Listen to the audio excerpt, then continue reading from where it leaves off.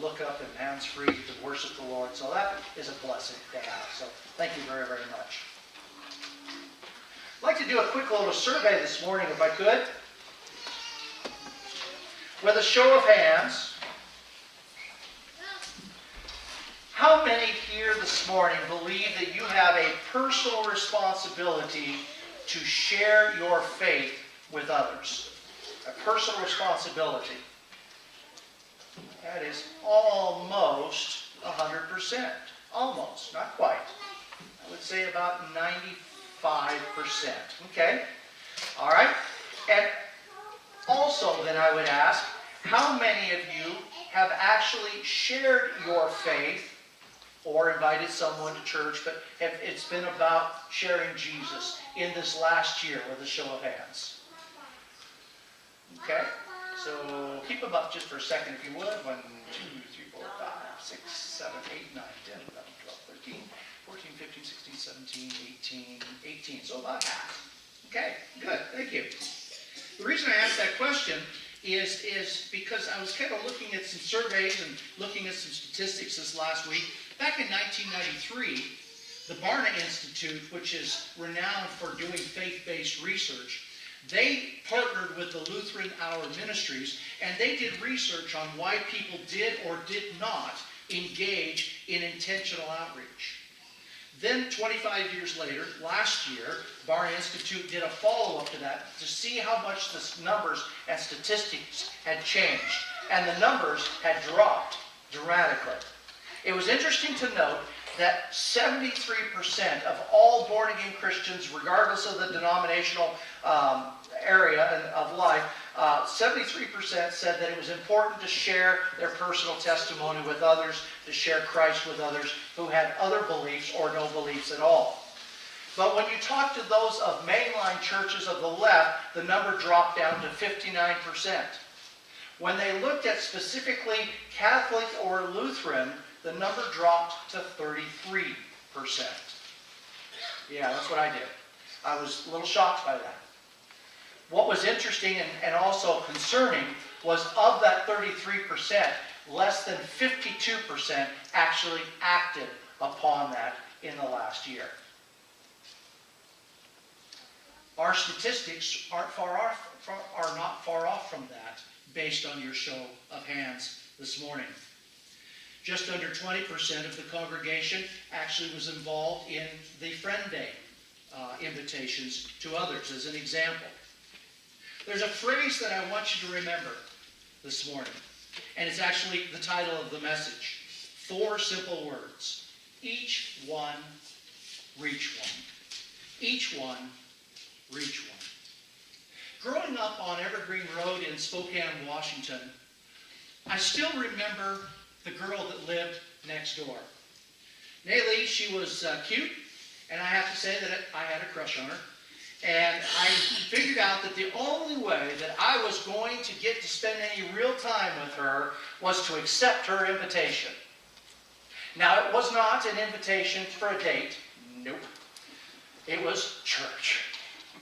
She wanted me to come to youth group, and I was not thrilled with that plan. Now, the only time I'd ever had any exposure with the church growing up was maybe an occasional VBS or a Sunday school. If the parents wanted to be out of the house, they thought, oh, that would be good. Get them over there for a couple hours and be out of their hair.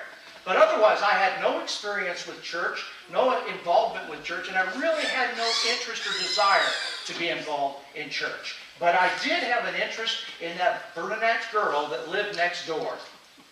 Now, I have to confess that my ambitions were not anything godly. But her ambitions were rooted in prayer. God used her.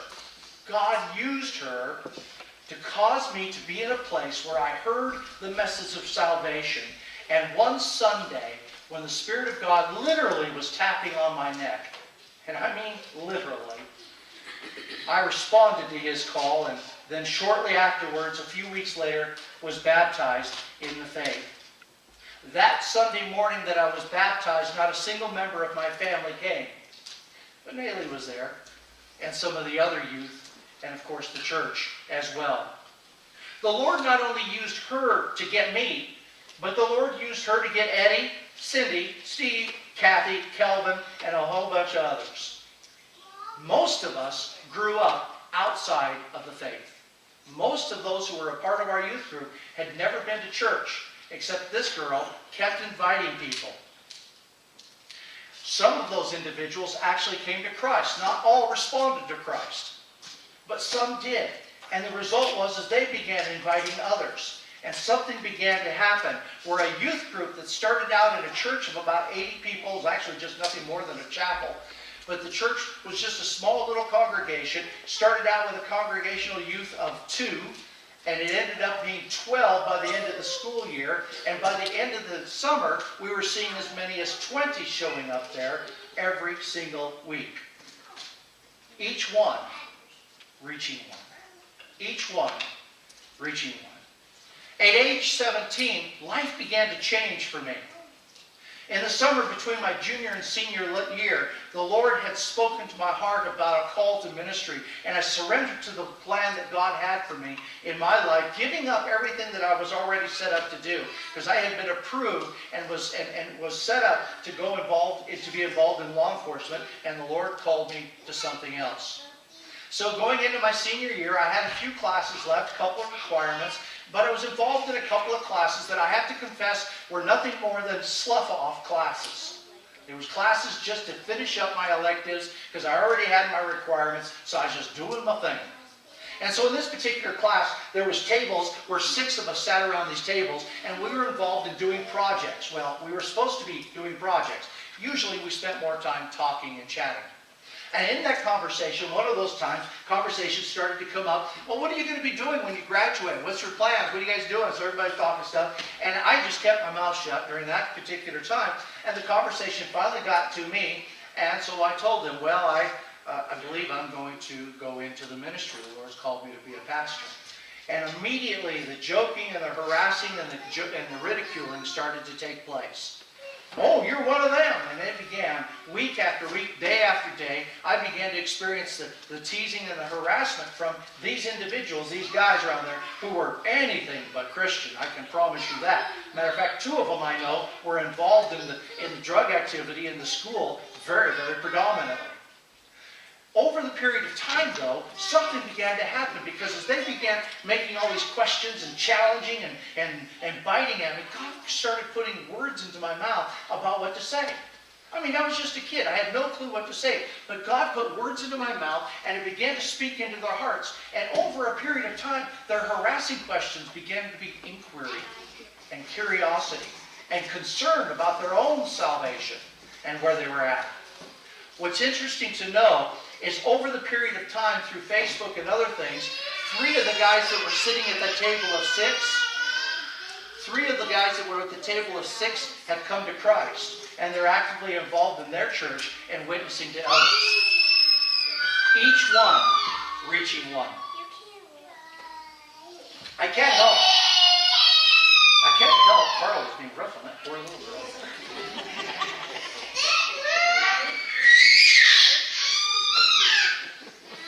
I can't help but think about that passage of Scripture of Jeremiah.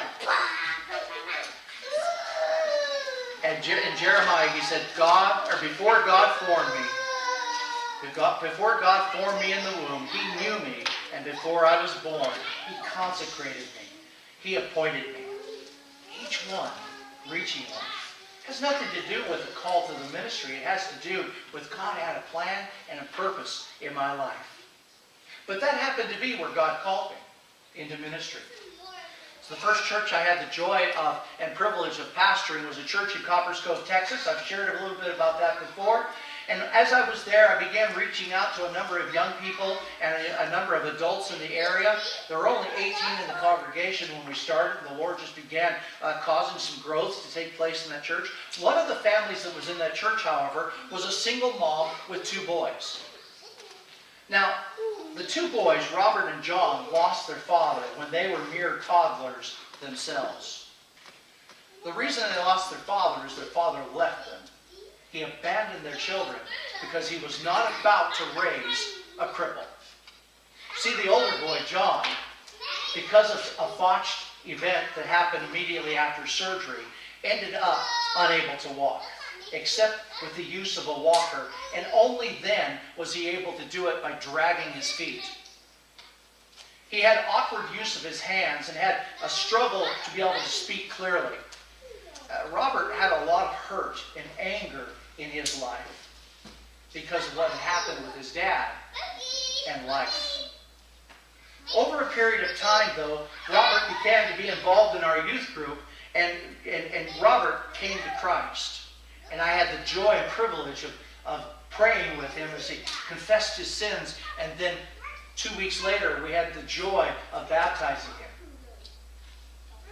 Over a period of time, Robert came up to me, wheeling up in his wheelchair, and he said, "Pastor," and I said, "What?" He says, "I believe God has called me to the ministry."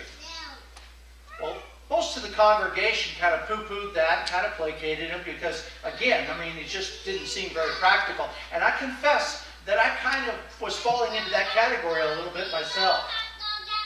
But then what began to happen is he continued to ask for it. He continued to pray about it. And the Lord continued just to really firm that up in his heart.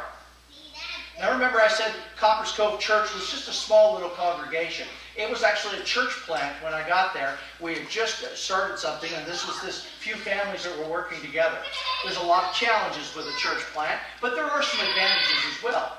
Because with a church plant, with a young church like that, they aren't locked into a lot of old bad habits. And they don't have a lot of deeply trenched traditions to have to work through or work out.